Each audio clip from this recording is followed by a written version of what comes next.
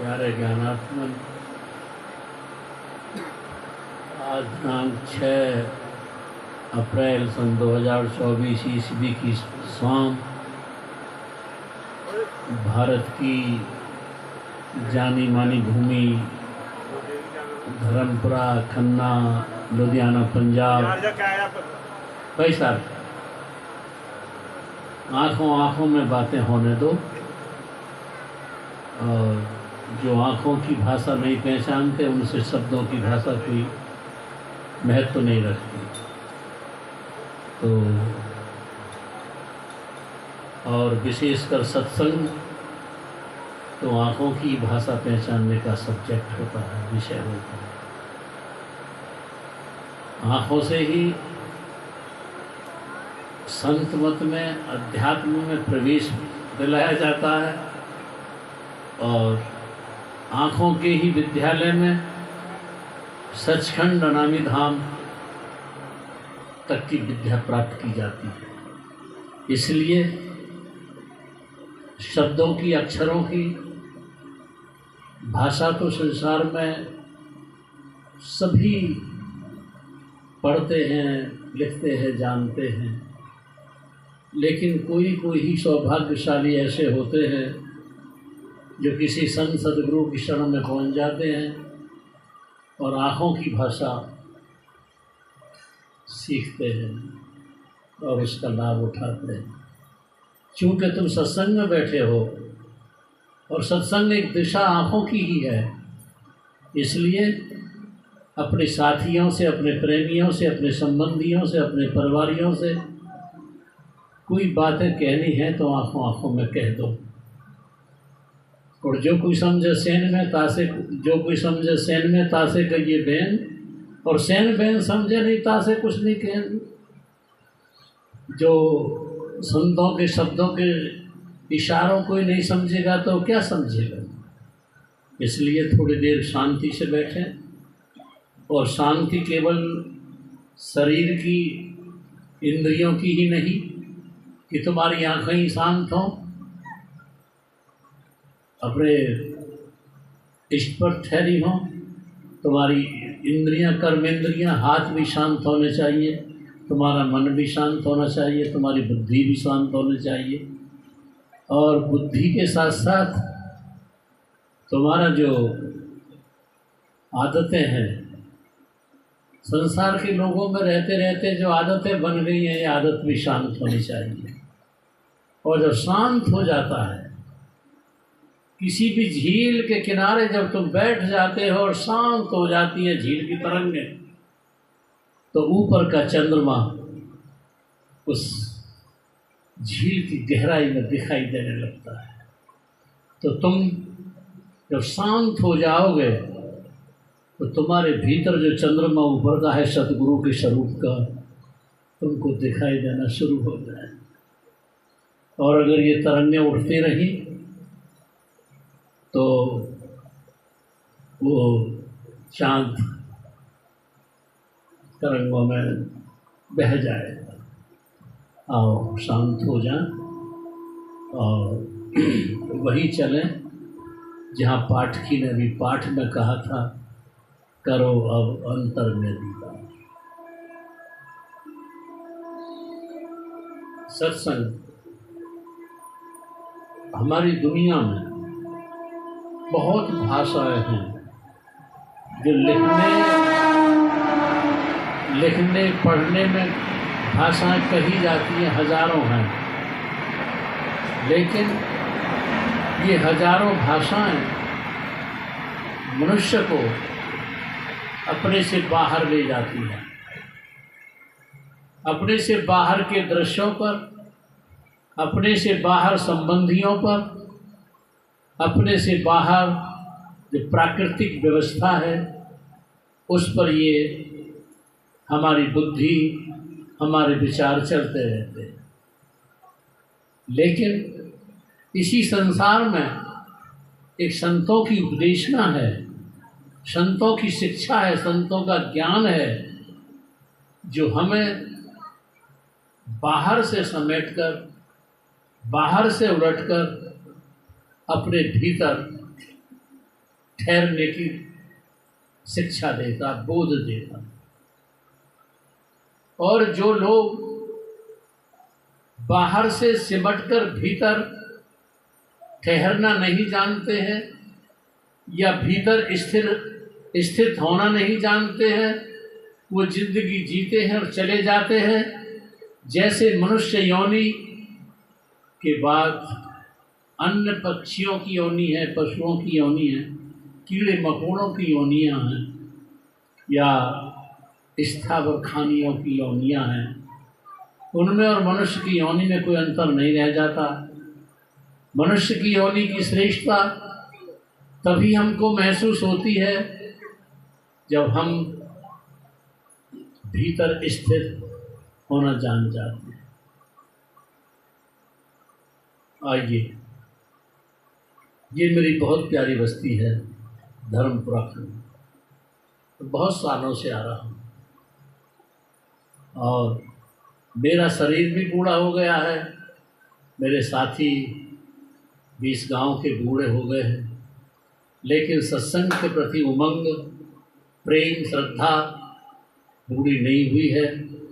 आया था तो इनकी आस्था, उमंग ने जवानी ला दी थी। बहुत प्यारी बस्ती है मुझे और ये प्रेमी बहुत पुराने हो गए हैं और अपनी भक्ति और सेवा में तत्पर हैं। इनके लिए बहुत आभारी हूँ। और अब तो धीरे धीरे बहुत लोगों को पता पड़ जाती है, तो यहाँ दूर दूर से भी आने लगे हैं, राजस्थान से भी आए हैं, हरियाणा से भी आए हैं, उत्तर प्रदेश, दिल्ली से। खैर, ये जीवन के महत्वपूर्ण कार्यों में से जब महत्वपूर्ण कार्य समझ लिया जाता है, सत्संग को, दर्शन को, भजन को, परमार्थ को, सेवा को, तो इसके पीछे तुम्हारे प्रारब्ध कर्मों का धकेलना होगा। और तुम जो आज यहाँ हो, अध्यात्म के प्रहरी हो, अध्यात्म के सैनिक हो, अध्यात्म के सिपाही हो। किसी भी गुरु की शरण में पहुंच जाने के बाद, किसी भी अंतर्मुखी गुरु की शरण में पहुंच जाने के बाद जब हम गुरुमुख हो जाते हैं तो हमारी कुछ जिम्मेवारियां बन जाती हैं। और वो जिम्मेवारी ये बन जाती हैं कि इस समाज में, इस दुनिया में जो अनीति है, जो अधर्म है, जो अनीतियां हैं, अधर्म है, जो अनाचरण है, जो अनैतिकता है, जो समाज में मानवता को दूषित करती है, जो समाज में समाज को विकृत करती हैं, जो गलतियां, जो अनैतिकता इस समाज में दिग्भ्रमित फैलाती है, उनकी शुभ दशा सत्संग होता है। और तुम सत्संग के सैनिक हो, सत्संग के सिपाही हो। तुम्हारी ड्यूटी है इस अध्यात्म में किसी प्रकार की कमी न रह जाए, इसकी पूरी सुरक्षा तुम्हें करनी है। एक एग्जाम्पल याद आया, मैं पढ़ रहा था। जब दूसरा विश्व युद्ध हुआ, हिरोशिमा, नागासाकी आदि पर बम विस्फोट हुए, तो विश्व युद्ध हुआ सर। तो उसमें सैनिक बिना पढ़े लिखे, बस शरीर से पोस्ट उनकी भर्ती हो जाती थी। इंडिया में भी तुमने देखा होगा, बिना पढ़े लिखे लोग भी भर्ती हो गए थे सेना में। तो सेना में भर्ती हो गया एक आदमी, और वो विचारक था। किसी भी काम को करने से पहले विचार बहुत करता था। जब विचारक भर्ती हो गया और भर्ती होने के बाद में इस कवायद में जो उनकी परेड कराई जाती है, जब कवायद में खड़ा हुआ, सब जो नए थे सैनिक उनकी लाइन में भर्ती हुआ, तो जो उनका प्रशिक्षक था उसने कहा लेफ्ट टर्न, बाएं घूमो, तो और सब घूम गए, लेकिन वो आदमी जो विचारक था वो नहीं घूमा। उसने कहा राइट टर्न, दाएं घूमो, लेकिन वो आदमी फिर नहीं घूमा। तो प्रशिक्षक ने कहा भाई साहब क्या आपने सुना नहीं? कि सुना था, कि जब तुमने सुना था तो मैंने कहा था बाएं घूमो, आप बाएं नहीं घूमे। मैंने कहा दाएं घूमो, आप दाएं नहीं घूमे। इसका मतलब, तो उस विचारक ने कहा मैं कोई भी कार्य बिना विचार किए हुए नहीं करता। तुमने कहा लेफ्ट टर्न, कह दिया तुमने, लेकिन मैंने विचार किया कि मुझे घूमना चाहिए या नहीं घूमना चाहिए बायां। क्यों घूमूं? What does it matter? घूमना चाहिए नहीं घूमना चाहिए, मैं इस पर विचार कर रहा हूं, यस और नो में।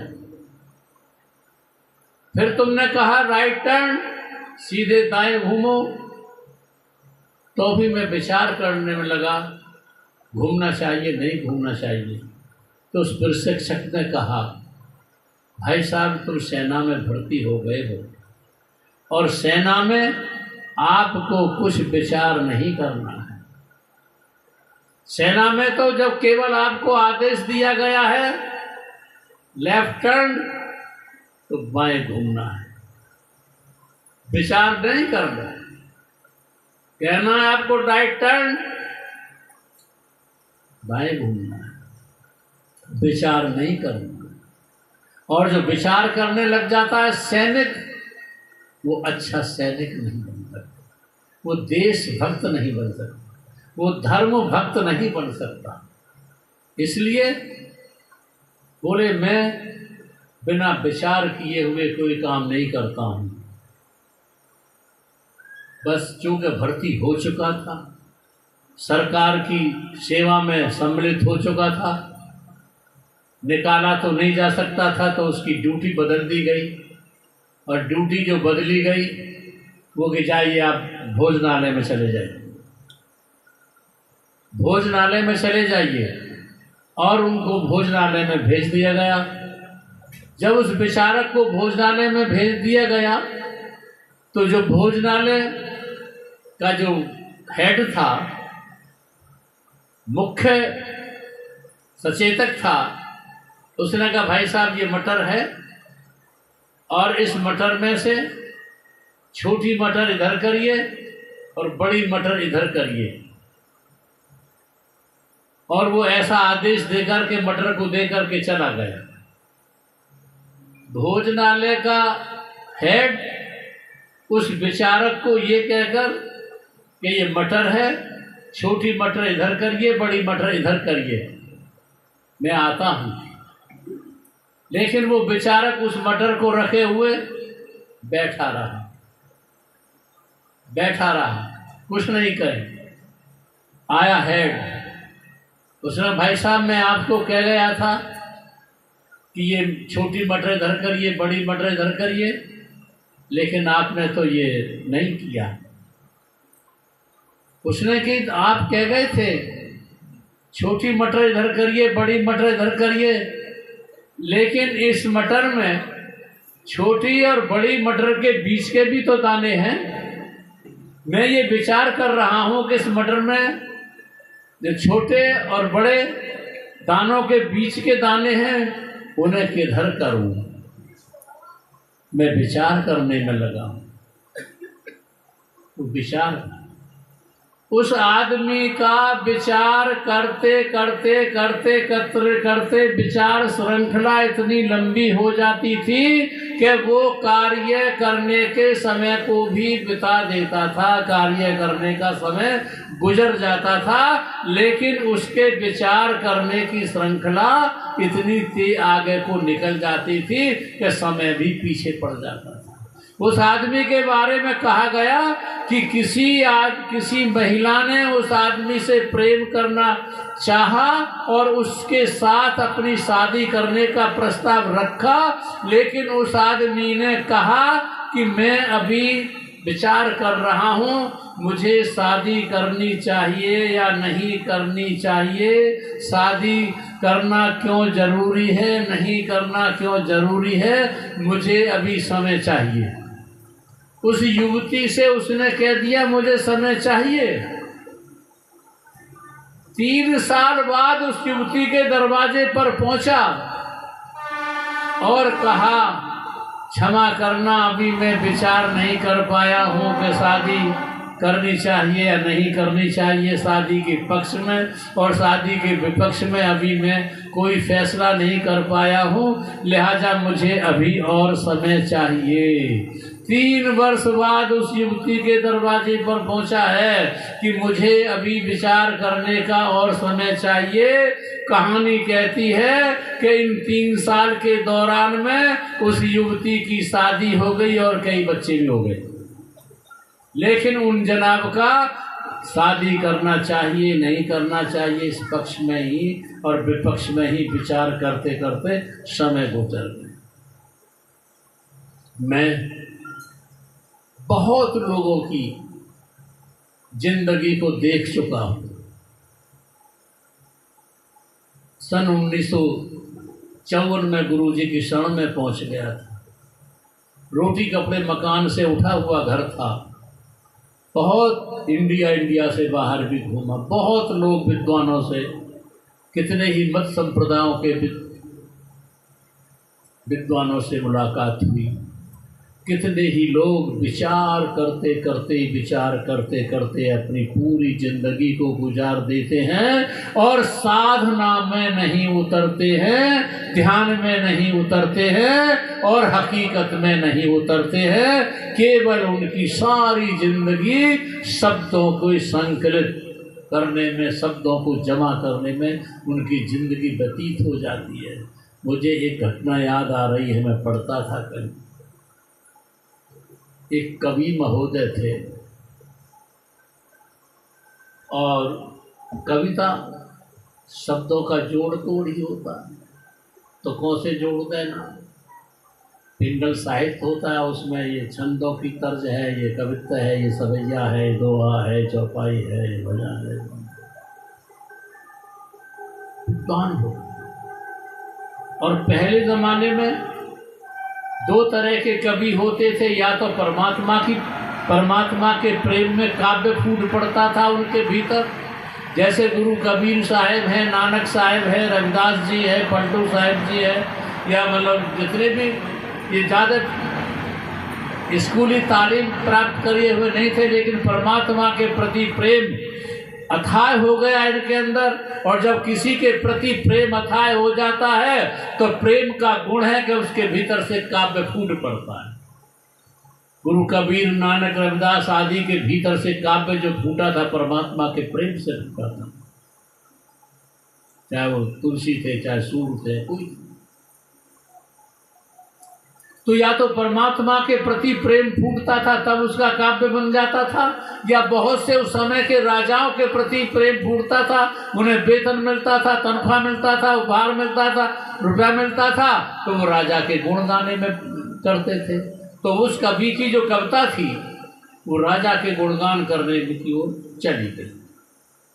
धीरे धीरे उसकी कविता की तारीफ राज दरबार तक पहुंची और राज दरबार में पहुंचने के बाद हुई कि भाई फला कवि बहुत अच्छा है। राजा ने उसको आमंत्रित किया, बुलाया और वो राज दरबार में पहुंचा। जब वो कवि राज दरबार में पहुंचा तो जाकर के उसने राजा की शान में कविता पेश की। बहुत प्यारी कविता लगी। जो उनके दरबार के और जो थे विद्वान। पहले ज़माने में किसी के 9 रतन होते थे, किसी के 24 रतन होते थे। वो रतन जो होते थे वो राजा के इर्द गिर्द विद्वान हुआ करते थे, जो सारी शासन प्रणाली को चलाया करते थे। अभी मध्य प्रदेश के उज्जैन में जाइए, विक्रमादित्य का चबूतरा मशहूर है, वहाँ पर देखेंगे तो जो उनके राज के विद्वान थे वो सबके स्टैचू है, वो प्रतिमा है, वो विद्वान चलाते थे। तो जब राज दरबार में उसने राजा की प्रशंसा में काव्य कविता पाठ किया तो राजा बहुत प्रसन्न हुआ और उसने कहा आपकी कविता को सुनकर हम बहुत गदगद और प्रसन्न हुए और हम आपको 1000 मुद्राएं सोने की इनाम में देते हैं। बस ठीक, समापन हो गया सभा का। कवि जी अपने घर पहुंच गए, लेकिन रातों नींद नहीं आई। जिस आदमी ने कभी धन को देखा नहीं और उसे एकदम ये आवाज़ मिल जाएगा तुमको 1 लाख रुपए देंगे हम, तो रात को नींद नहीं आती है, हिसाब लगाता रहता है 1 लाख रुपए में ये करूँगा वो करूँगा। कई लोग तो जिनकी शादियां नहीं होती हैं, शादियां करूँगा, घर बनाऊँगा, तो कभी भी रातों सोचते रहे 100 मुद्राएं सोने की मिलेंगी, ये करूँगा वो करूँगा ये करूँगा करता, नींद नहीं आई। सुबह को 4 बजे ही उठ करके चल पड़ा राजा के महल को। राजा उठ करके चहलकदमी कर रहा था अपने गृह वाटिका में। जब चहलकदमी रात को जगने के बाद कर रहा था राजा, तो कभी वहीं पहुंच गए। चहलकदमी करते वक्त प्रणाम किया। राजा ने पूछा मैं भूल गया हूँ, कौन है आप? तो उसने नजरें झुकाते झुकाते शर्माते शर्माते कहा साहब मैं वो हूँ जो कल आपके दरबार में मैंने अपनी कविता पेश की थी। अच्छा, हाँ कहिए क्या बात है? कि साहब मैं आया हूँ। कि बोलो क्या बात है? कि साहब वो मुझे आपने 100 मुद्रा सोने की इनाम में देने की घोषणा की थी, वो मुद्रा लेने आया हूँ। तो राजा ने कहा भाई कवि साहब जरा आप सब लोग ध्यान देना, मैं कहानी नहीं सुना रहा हूँ, ध्यान देना मेरी बातों पर। भाई कवि साहब तुमने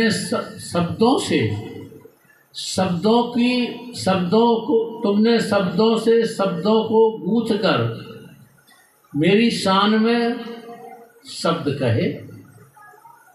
मैं शब्दों को गूंथना, अलंकृत करना, उनमें समास रस अलंकार न भरने नहीं जानता, ले शब्दों से तुमने मेरी प्रशंसा की, शब्दों से मैंने तुमको इनाम दे दिया 100 स्वर्ण मुद्राओं का।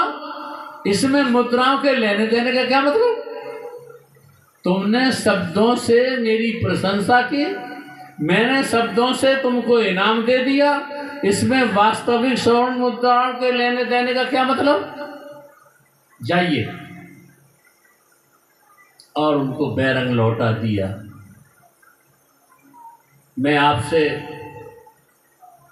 जो आह्वान कर रहा हूँ, ये कर रहा हूँ कि तुम शब्दों के ही सत्संगी मत बन जाना, शब्दों से ही सद्गुरु के गुण गाने में मत लग जाना। ये शब्द आवाज वर्णात्मक है, बाहरी है, और शब्द गुरु भीतरी है। जो शब्द ये वर्णात्मक है वो ध्वन्यात्मक है, जो भीतरी है।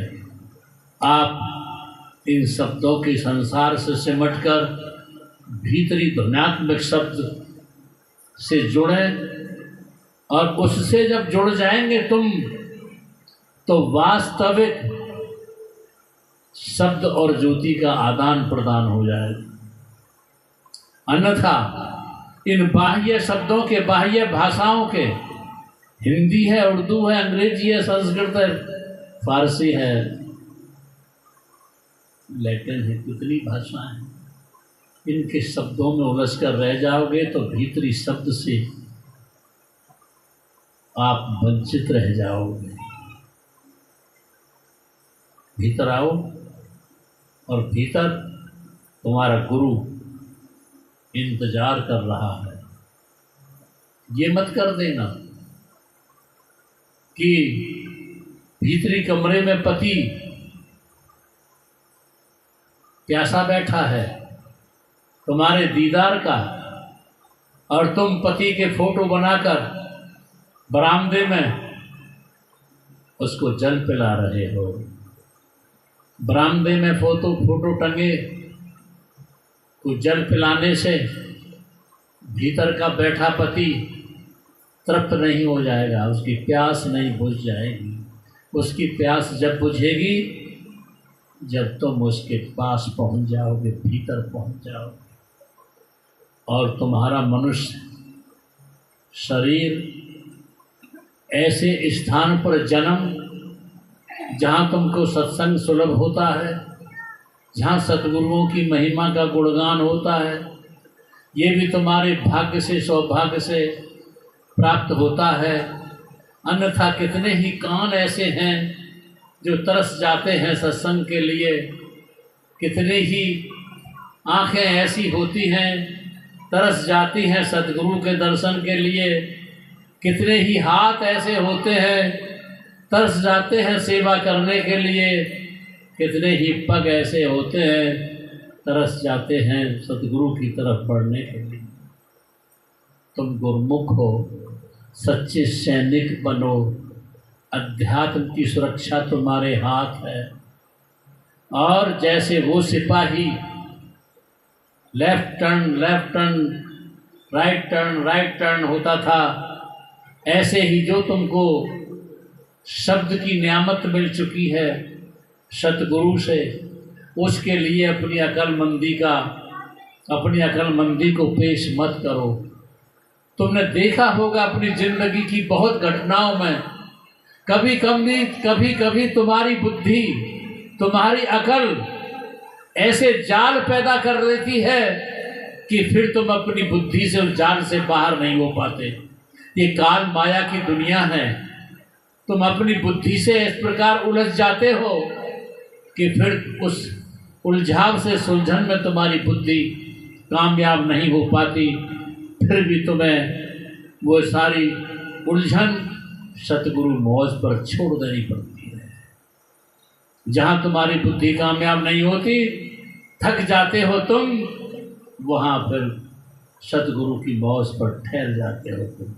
इसलिए अपनी बुद्धि के उलझाव से पहले बस सतगुरु की मौज पर निर्भर हो जाओ और एक सच्चे सैनिक बन जाओ, और जो आदेश तुमको दिया जाता है, अंतर्मुख हो